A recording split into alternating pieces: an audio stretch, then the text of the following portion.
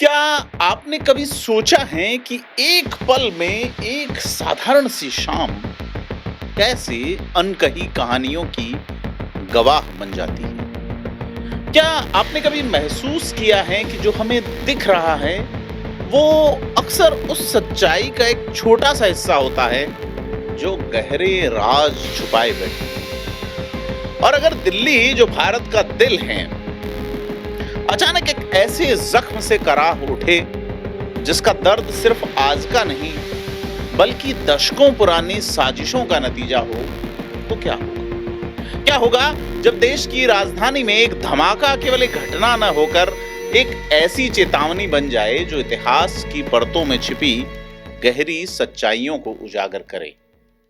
आज हम बात करेंगे उस चेतावनी की आवाज में जिसने भारत के सबसे सम्मानित सैन्य अधिकारियों में से एक के भीतर दशकों पुरानी यादों को फिर से जिंदा कर दिया है।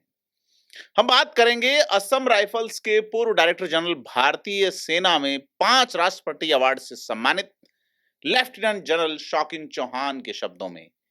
एक ऐसे अफसर जिन्होंने 1979 में 11th गोरखा राइफल्स में कमीशन पाया, जिन्होंने फर्स्ट कोर, 8 माउंटेन डिवीजन और 70 डिवीजन ब्रिगेड का नेतृत्व किया, जिन्होंने कश्मीर और उत्तर पूर्व के दुर्गम इलाकों में व्यापक काउंटर इंसर्जेंसी अनुभव अर्जित किया।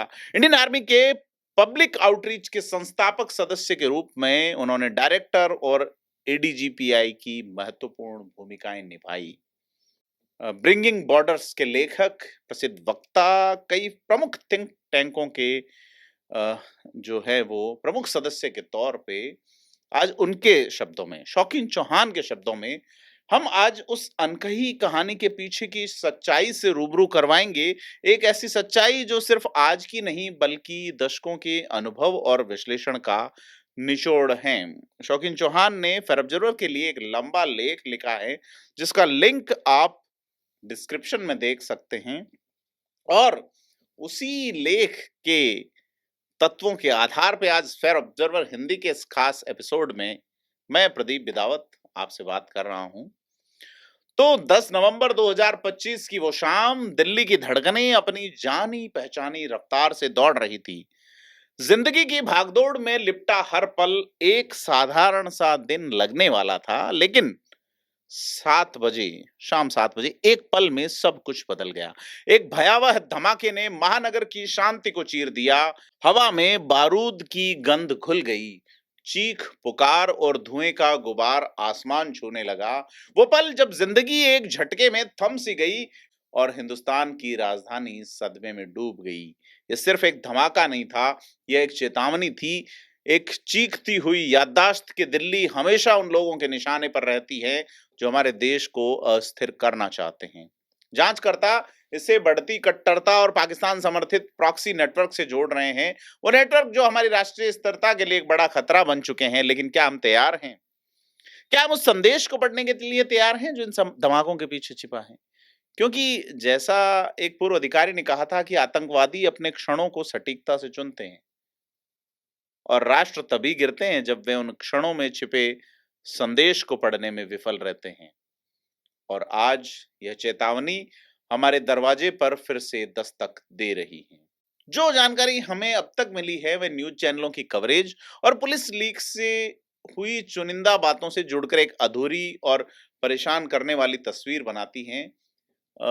कल्पना कीजिए, एक इम्प्रोवाइज्ड एक्सप्लोसिव डिवाइस आईईडी एक चलती हुई Hyundai i20 कार के अंदर रखा गया था। इस कार को डॉक्टर उमर उन नबी चला रहा था, जो कि हरियाणा के फरीदाबाद की अल फलाह यूनिवर्सिटी में असिस्टेंट प्रोफेसर था। दिल्ली के भीड़-भाड़ वाले लाल किला इलाके के पास एक ट्रैफिक सिग्नल पर कार में धमाका हुआ। इसका समय ऐसी सटीकता से चुना गया था कि मनोवैज्ञानिक आघात अधिकतम हो। यह सिर्फ तबाही नहीं बल्कि दहशत फैलाने का एक सोचा समझा प्रयास था। प्रारंभिक फॉरेंसिक आकलन जो है हमें ऑफ द रिकॉर्ड जो मिले हैं वो बताते हैं कि इस डिवाइस को जिस विशेषज्ञता के साथ बनाया गया वो शौकिया तौर पर किए गए ऑपरेशंस में आमतौर पर नहीं देखने को मिलती। ये किसी एक ऐसे व्यक्ति का काम था जिसके पीछे एक गहरा ज्ञान हो और बड़ी गहरी ट्रेनिंग रही हो। और जब कुछ अधिकारियों ने संकेत दिया कि गाड़ी से बरामद डीएनए के निशान डॉक्टर नबी के हो सकते हैं, जो कई दिन से लापता हैं।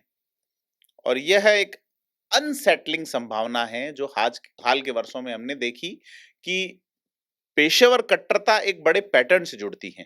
क्या एक प्रतिष्ठित प्रोफेसर इस जाल में फंस चुका था, या क्या केवल वह एक मोहरा था?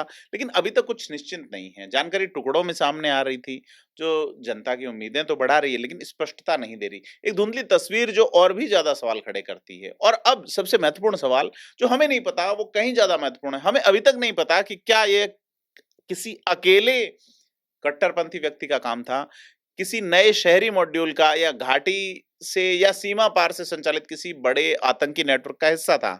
जांचकर्ता एन्क्रिप्टेड कम्युनिकेशन चैनलों और वित्तीय रास्तों की छानबीन कर रहे हैं, लेकिन अभी तक कोई एक ठोस कहानी सामने नहीं आई है। केवल फुसफुसाहटें हैं। फुसफुसाहटें हैं क्रॉस बॉर्डर्स हैंडलर्स के बारे में। ऐसे सुझाव हैं कि लंबे समय से निष्क्रिय पड़े किसी स्लीपर मॉड्यूल को सक्रिय किया गया है। और अटकलें यह है कि यह धमाका दिल्ली की प्रतिक्रिया प्रणाली का आकलन करने के लिए एक टेस्ट रन हो सकता है। हमें अभी तक नहीं पता कि क्या ये एक अकेला हमला था, एक प्रतीकात्मक संदेश, या किसी बड़ी मुहिम का पहला संकेत जो अभी सामने आना बाकी है। और इसी अनिश्चितता के दायरे में पुलिस जो चुनिंदा रूप से पुष्टि कर रही है, जो जानबूझकर छिपा रही है, और जो पूरी तरह से अस्पष्ट है, वहीं असली खतरा छिपा हुआ है। एक ऐसा खतरा जो हर अनकहे शब्द, हर अधूरे सच के साथ बढ़ता जाता है। तो लेफ्टिनेंट जनरल शौकीन चौहान के लिए दिल्ली धमाके की ये पहली तस्वीरें उन्हें एक ऐसी दुनिया में वापस खींच लाती हैं जिसे उन्होंने लगभग 8 साल पहले अपनी वर्दी टांगते समय पीछे छोड़ दिया था। इतने सालों की सेवानिवृत्ति के बाद भी आकलन करने, बिंदुओं को जोड़ने और धमाके के पीछे अज्ञात प्रेरणाओं पर सवाल उठाने की उनकी सैनिक प्रवृत्ति एक ऐसी ताकत के साथ वापस आई है जो लगभग शारीरिक लगती है। वो कहते हैं कि इस काम में आप कभी पूरी तरह से सैनिक रहना नहीं छोड़ते हैं। आप बस शोर से थोड़ा दूर चले जाते हैं। जैसा कि मैंने पुणे में बसने के लिए किया, लेकिन शोर मेरा पीछा करता रहा।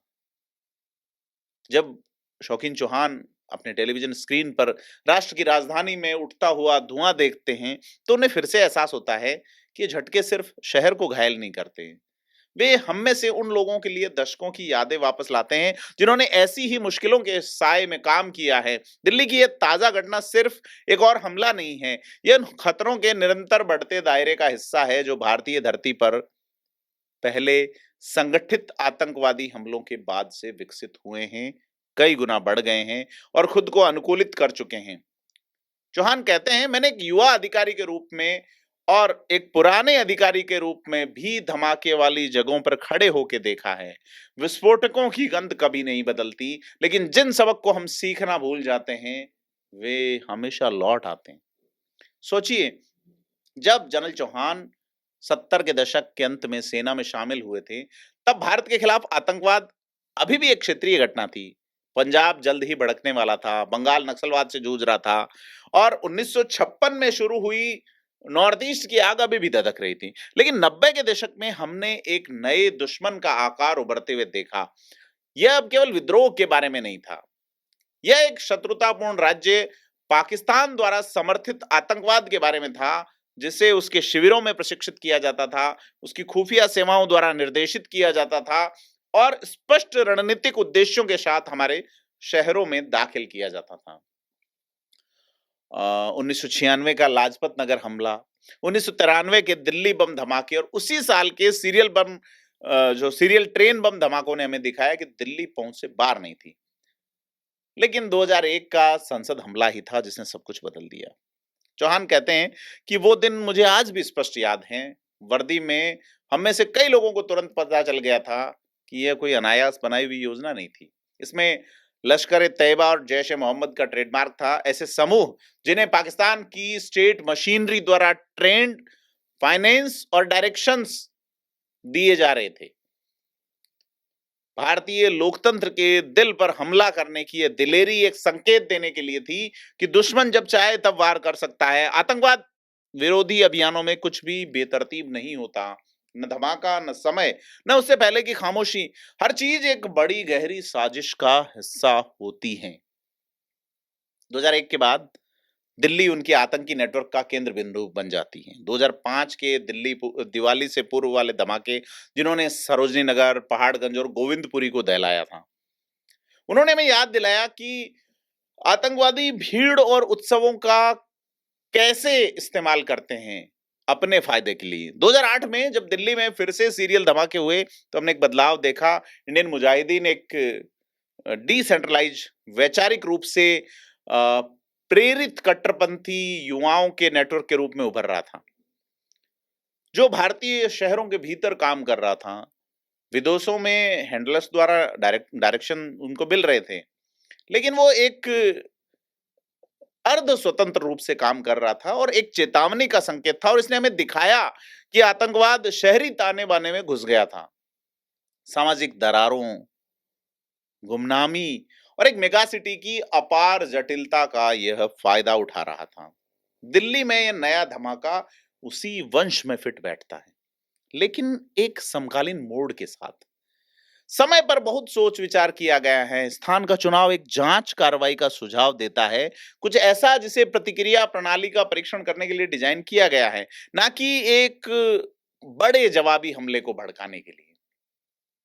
और डिवाइस की जो नेचुरल पहुंच है और योजना के एक ऐसे स्तर को जो है वो इंगित करती है, जो छोटे सेल्फ कट्टरपंथी, स्व कट्टरपंथी समूह जो होते हैं, उनके पास अक्सर होता है। तो जनरल चौहान कहते हैं अपने लेख में कि मैंने इन वर्षों में देखा है कि आतंकवादी शायद ही कभी सिर्फ तमाशे के लिए हमला करते हैं।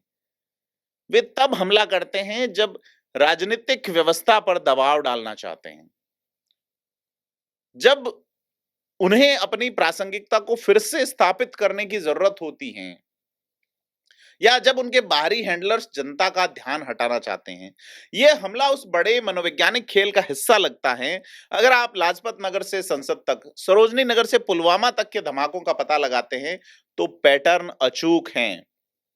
दुश्मन अनुकूलन करता है, क्योंकि हम खुद को भूलने की विलासिता दे रहे हैं। क्या हम अपनी पुरानी गलतियों से सीख रहे हैं, या इतिहास खुद को दोहराने वाला है? ज्यादातर नागरिकों को यह एहसास नहीं होता कि आतंकवाद, खासकर जिस तरह का हम सामना करते हैं, वह कभी भी केवल विचारधारा के बारे में नहीं होता। यह रणनीति के बारे में होता है। हर बम, हर धमाका, हर अप्रत्याशित हिंसक कार्य उस नेटवर्क का एक संदेश होता है जो उसे प्रायोजित करता है और उसे बनाए रखता है। और इन नेटवर्कों का एक लंबा इतिहास रहा है।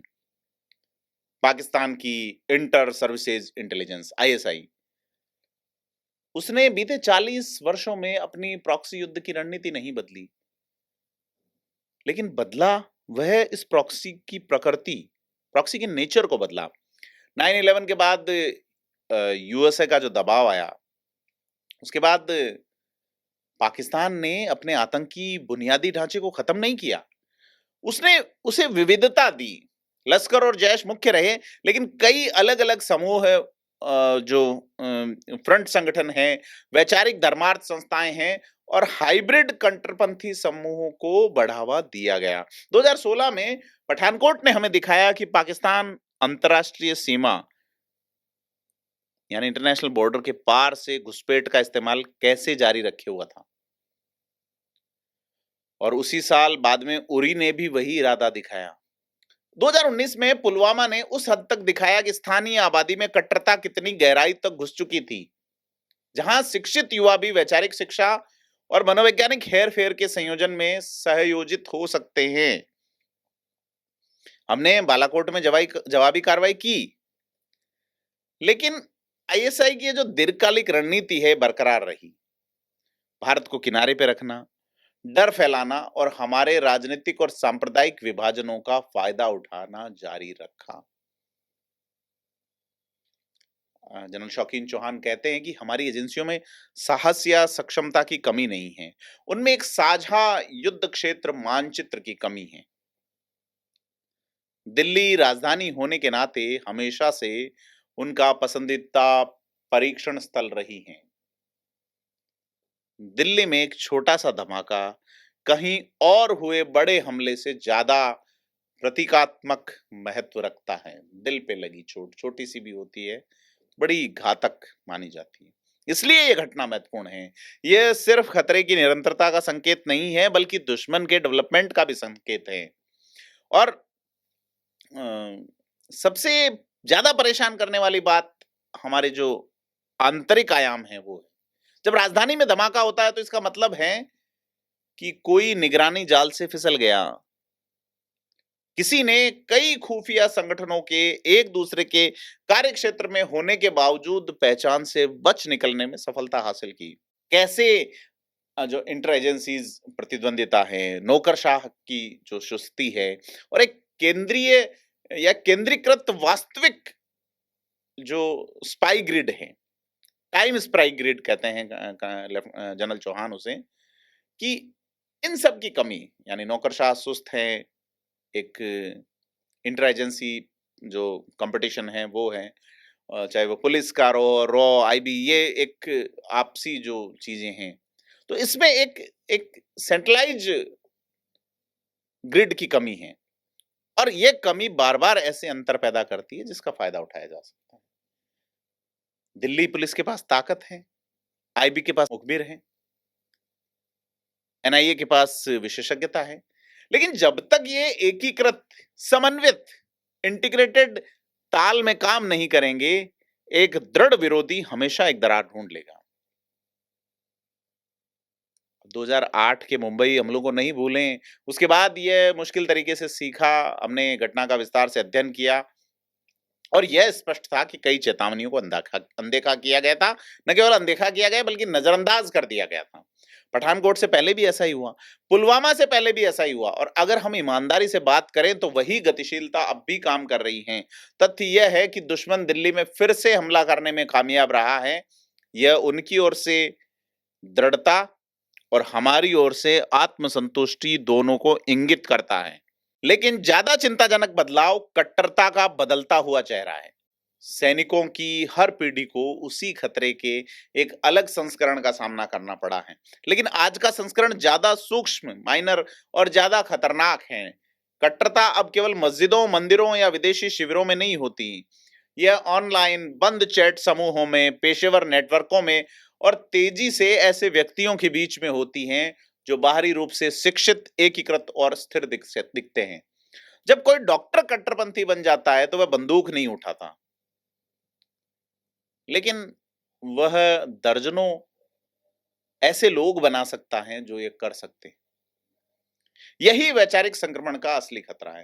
हाल के वर्षों में यहां तक कि सुरक्षा प्रतिष्ठान भी कुछ कश्मीरी पेशेवरों, विशेष रूप से डॉक्टरों, इंजीनियरों और शिक्षाविदों के बीच वैचारिक बदलाव से हैरान हैं। जनरल चौहान कहते हैं कि वो अपनी सेवा के दौरान युवा कश्मीरी चिकित्सा अधिकारियों के साथ बातचीत करते थे और वो लोग अनुशासित, दयालु और समर्पित थे। और फिर भी वर्तमान पीढ़ी को एक अलग वातावरण का सामना करना पड़ता है। ऑनलाइन प्रचार, तैयार किए गए पीड़ितता के आख्यान, छेड़छाड़ यानी मॉर्फ्ड वीडियोज और सीमा पार से निकलने वाले परिष्कृत मनोवैज्ञानिक युद्ध, ऐसे अभियान विशेष रूप से कश्मीरी युवाओं को निशाना बनाते हैं। जब आप शिकायत और पहचान को हथियार बनाते हैं तो फिर इसे बाहरी सुविधा और डिजिटल गुमनामी के साथ जोड़ लिया जाता है और आप समाज की सबसे शिक्षित परतों में भी कट्टरता के लिए एक उपजाऊ जमीन तैयार कर लेते हैं। एक अदृश्य युद्ध जो हमारी चेतना में लड़ा जा रहा है। और कश्मीरी डॉक्टरों का वैचारिक सामग्री के ऑनलाइन प्रचार में शामिल होना गंभीर चिंता का विषय है। और कश्मीरी डॉक्टर्स ऐसे लोग हैं जिनके पास प्रभाव है, सामाजिक सम्मान है और पहुंच है। एक कट्टरपंथी डॉक्टर अपने सहकर्मी नेटवर्कों के भीतर चुपचाप और ठोस तरीके से विचारधारा फैला सकता है, सड़क पर मौजूद एक आतंकवादी की तुलना में कहीं ज्यादा प्रभावी ढंग से। जनरल चौहान कश्मीर की चिकित्सा बिरादरी को इतना अच्छी तरह जानते हैं कि कह सकें कि अधिकांश पेशेवर अपनी प्रतिबद्धता पर कायम है, लेकिन कट्टरता की ओर फिसलने वाला एक छोटा सा अल्पसंख्यक भी दीर्घकालिक चुनौतियां पैदा करता है। अब कट्टरता का मुकाबला कश्मीर में करने के लिए पारंपरिक जो केंद्र हैं या जो पुलिस की पहुंच है उससे आगे बढ़ाने की आवश्यकता है कि अब संस्थानों में जाएं, संस्थाएं विश्वविद्यालयों में, अस्पतालों में, कोचिंग सेंटरों में, निजी क्लिनिकों में जाए और ऐसे संबंध बनाए जो निगरानी से ज्यादा गहरे हों। क्योंकि कट्टरता एक मनोवैज्ञानिक प्रक्रिया है और इसका मुकाबला मनोवैज्ञानिक रूप से ही हो सकता है। और दिल्ली धमाके को इस विस्तारित संदर्भ में देखा जाना चाहिए। आज आतंकी मॉड्यूल ऐसे व्यक्तियों द्वारा चलाए जा सकते हैं जिन्होंने कभी पाकिस्तान में कदम नहीं रखा, जो कभी किसी हैंडलर से शारीरिक रूप से नहीं मिले, जिन्होंने कभी सीमा पार नहीं की। पेशेवर कट्टरता ऐसे प्रभाव के नोट्स बनाती है जो पारंपरिक खुफिया जानकारी के लिए अदृश्य होते हैं और इसलिए हमारा आगे का रास्ता विकसित होना चाहिए। भारत की भविष्य की सुरक्षा के लिए सबसे महत्वपूर्ण बदलाव हमारी मानसिकता में होना चाहिए।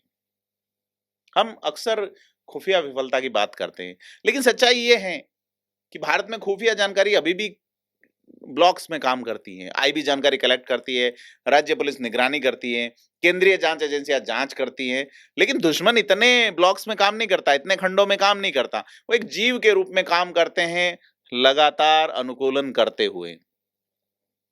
भारत को एक एकीकृत आतंकवाद विरोधी वास्तुकला विकसित करनी होगी जो वास्तविक समय के अनुसार केंद्रीकृत और लचीली हो। दिल्ली को एक फ्यूजन सेंटर की जरूरत है जहां आईबी, दिल्ली पुलिस, एनआईए, रॉ, नेशनल टेक्निकल रिसर्च ऑर्गेनाइजेशन और अन्य एजेंसियों से खुफिया जानकारी केवल जमा नहीं की जाए बल्कि एक साथ बैठी टीम द्वारा संयुक्त रूप से विश्लेषित की जाए और फिर एग्जीक्यूशन भी किया जाए।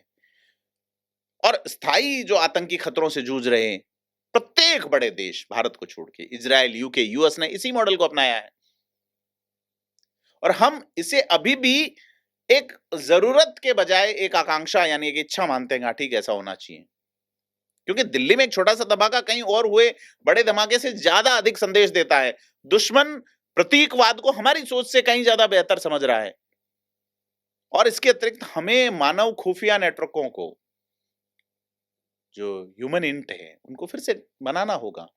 तकनीक जो है वो पैटर्न का पता लगा सकती है, लेकिन इरादे का पता इंसान ही लगा सकता है।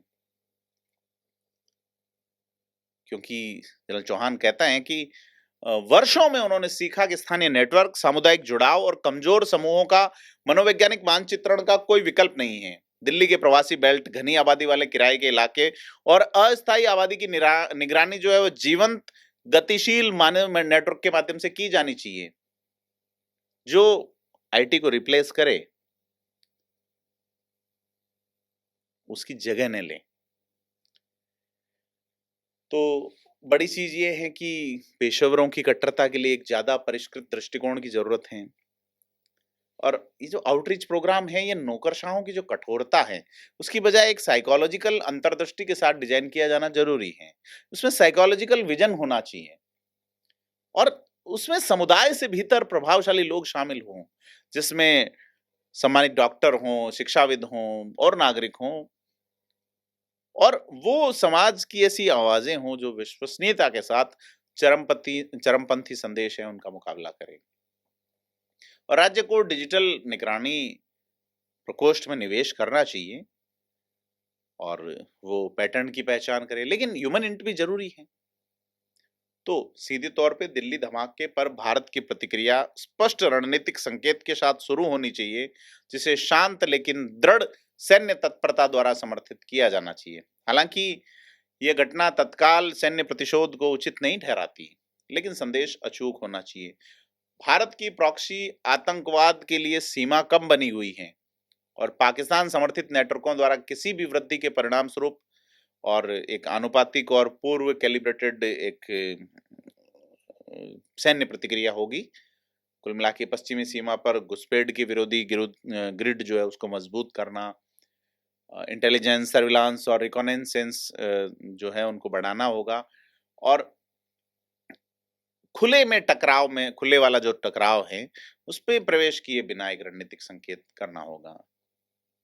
साथ ही भारत को शहरी मॉड्यूल का मार्गदर्शन करने वाले हैंडलर्स और सुविधाकर्ताओं को खत्म करने के उद्देश्य से गुप्त खुफिया अभियानों को भी डीप करने की जरूरत है, क्योंकि दिल्ली पर हमला केवल कानून व्यवस्था का मुद्दा नहीं है, यह राष्ट्रीय संप्रभुता पर हमला है। सीमा पार नेटवर्कों और उनके मध्यस्थों पर शांत सटीक दबाव सार्वजनिक रूप पर तलवारें लहराने से ज्यादा प्रभावी ढंग से निवारण पैदा करना है। और कूटनीतिक रूप से भारत को जल्द से जल्द कहानी को अपने हाथ में लेना चाहिए और अंतर्राष्ट्रीय समुदाय के लिए इस घटना को परिभाषित करना चाहिए कि किस तरह से पुलवामा 26/11 और बार-बार जो फाइनेंशियल एक्शन टास्क फोर्स है एफएटीएफ, उसकी चेतावनियों के बावजूद पाकिस्तान की दोहरी चाल के लिए दुनिया की भूख पहले ही खत्म हो चुकी है। तो इस हाइब्रिड कट्टरपंथी पारिस्थितिकी तंत्र को भारत को उजागर करने की आवश्यकता है, जिसे पाकिस्तान की खुफिया सेवाएं लगातार पोषित कर रही हैं और विशेष रूप से यूएस, यूके, यूरोपियन यूनियन और खाड़ी देशों को मजबूर करना चाहिए कि पाकिस्तान का जो इस्लामाबाद का सैन्य खुफिया प्रतिष्ठान है, उसके लिए एकजुट किया जाए। लेकिन अभी भारत की स्थिति आप खुद जानते हैं। भारत को जरूरत है कि वो बांग्लादेश, नेपाल, श्रीलंका जैसे देशों के साथ अपनी कूटनीति को और तेज करे, ताकि लॉजिस्टिक्स और भर्ती मार्गों को बंद किया जा सके। एक कैलिब्रेटेड, एक कूटनीतिक, आक्रामक, आत्मविश्वासपूर्ण नीति की आवश्यकता है कि अगर ऐसा नहीं होगा तो फिर दिल्ली का ये धमाका भले ही हमारे लिए कितना घातक रहा हो, लेकिन दुनिया के लिए एक सामान्य घटना बनकर रह जाएगा। तो कुल मिला के जिस तरह से भारत ने 26/11 के बाद यह एक अच्छी रणनीति के तहत दिखाया कि हम दशकों से क्या कह रहे थे। तो कुल मिला के पाकिस्तान को बेनकाब करने की बात जनरल चौहान कहते हैं। पाकिस्तान जितना ज्यादा बेनकाब होगा, उनके लिए खुलेआम काम करना उतना ही मुश्किल होगा। दिल्ली धमाका इस बात की भी याद दिलाता है कि भारत के राजनीतिक वर्ग को ऐसे क्षणों में ज्यादा एकजुट होने की आवश्यकता है।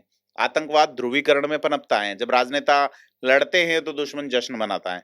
जब राजनीतिक आख्यान राष्ट्रीय सुरक्षा और चुनावी सुविधा के बीच की रेखा को धुंधला करते हैं तो सिक्योरिटी ग्रिड टूट जाता है। एक ऐसे व्यक्ति के रूप में जिसने कई सरकारों के माध्यम से सेवा की है, जनरल चौहान का ये कोई वैचारिक बयान के रूप में नहीं, बल्कि एक रणनीतिक सच्चाई के रूप में कहना है कि दुश्मन हमारी राजनीतिक कमजोरियों को फोरेंसिक सटीकता के साथ देखता है। नियंत्रण रेखा पर, कश्मीर में, आतंकवाद विरोधी अभियानों में और बाद में रणनीतिक योजना भूमिकाओं में अपने जो है वर्षों में उन्होंने व्यक्तिगत रूप से देखा है कि आतंकवाद रूप कैसे बदलता है, लेकिन गायब नहीं होता। वो कहते हैं कि अपने शीर्ष कमांडरों को बेअसर किया, मॉड्यूलों को खत्म किया, घुसपैठ के रास्तों को सील किया और इन सब के बाद भी खतरा वापस आता था। कभी छोटा, कभी बड़ा, लेकिन हमेशा लगातार। और दिल्ली का धमाका उस निरंतरता की एक और याद दिलाता है। यह पैमाने में बड़ा नहीं हो सकता, लेकिन इसमें वही रणनीतिक इरादा है जो संसद हमले 2005 के दिल्ली धमाकों, 2008 के सीरियल धमाकों, पठानकोट, उरी और पुलवामा के पीछे था। हमें अब जो करना है वो है कि हम इतिहास को दोहराने से इनकार करें। हमें हर घटना को अलग थलग मानना बंद करना होगा। हमें इंटर एजेंसी जो गैप है, उसको हावी जो जो कोऑर्डिनेशन पे ये जो हावी हो रहा है गैप, उसको बंद करना होगा। हमें समाज की हर परत में कट्टरता के खिलाफ लड़ाई का विस्तार करना होगा। अभी इस दिल्ली धमाके पर बात करते हुए जनरल चौहान लिखते हैं कि 2008 में जब वह शोपियां, पुलवामा और कुलगाम में एक ब्रिगेड की कमान संभाल रहे थे और वो खुद एक कठिन आघात से बचे थे और उनके कमांडिंग ऑफिसर्स में से एक ने उनसे कहा था कि दुश्मन वह आदमी नहीं है जो आप पे गोली चलाता है, दुश्मन वह विचार है जिसने उसे वह बंदूक उठाने पे मजबूर किया। ये बयान दशकों से उसके साथ रहा है। आज जब कट्टरता स्मार्टफोन के माध्यम से पर्चों की तुलना में ज्यादा प्रभावी ढंग से फैलती है, तब आतंकी हैंडलर डिजिटल नकाब के पीछे से काम करते हैं और जब शिक्षित दिमाग वैचारिक विकृति का शिकार हो जाते हैं तो उस ज्ञान की प्रासंगिकता कभी इतनी ज्यादा नहीं थी। अगर हम हर धमाके को एक सबक के रूप में देखते हैं, न कि एक हेडिंग के रूप में, तो हम अंततः दुश्मन को एक चीज से वंचित कर सकते हैं जिस पर वह निर्भर करता है, वो है हमलों के बीच हमारी चुप्पी। दिल्ली ठीक हो जाएगी, वह हमेशा ऐसा करती है, लेकिन केवल ठीक होना विजय नहीं है। हमारी विजय यह सुनिश्चित करने में होगी कि ऐसे प्रयास दुर्लभ, ज्यादा महंगे और अंततः व्यर्थ हों। दुश्मन को यह एहसास होना चाहिए कि भारत का धैर्य कमजोरी नहीं है, उसकी संयम कायरता नहीं है और उसकी खुलापन की जो भावना है वो चीजों को भेद लेना नहीं, भेद्यता नहीं है। हम में से जिन्होंने इस राष्ट्र की रक्षा में अपना जीवन समर्पित किया है, उनके लिए ऐसे धमाके दुःख के क्षण नहीं हैं। वे याद दिलाते हैं कि सतर्कता मौसमी नहीं है। ये एक मन की स्थायी स्थिति होनी चाहिए और अगर हम इतिहास से सीखते हैं, न कि केवल उसे याद करते हैं, तो हम ये सुनिश्चित करेंगे कि अतीत की त्रासदी एक मजबूत, ज़्यादा सुरक्षित भविष्य की नींव बनेगी। ये सिर्फ एक कहानी नहीं, यह एक आर्टिकल नहीं, ये एक पुकार है। एक देश के लिए, एक राष्ट्र के लिए जो जागृत होकर अपनी सुरक्षा के हर आयाम को समझे। कर्नल चौहान का आर्टिकल आप डिस्क्रिप्शन में पढ़ सकते हैं। आप क्या सोचते हैं इसके बारे में? हमें कमेंट करके बताएं और वीडियो को लाइक शेयर करें। साथ ही फिर ऑब्जर्वर हिंदी को सब्सक्राइब करना ना भूलें। धन्यवाद।